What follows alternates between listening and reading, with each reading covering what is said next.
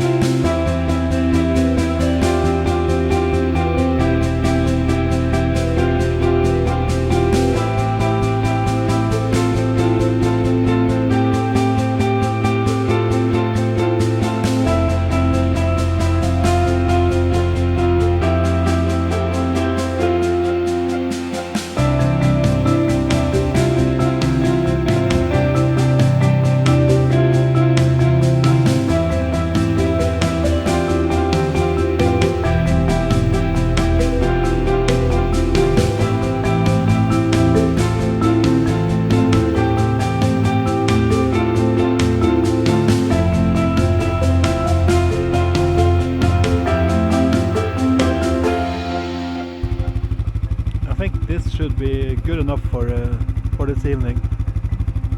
I should actually plowing all the way up to the house, but I took it from the garage and down to the road. So we will see tomorrow.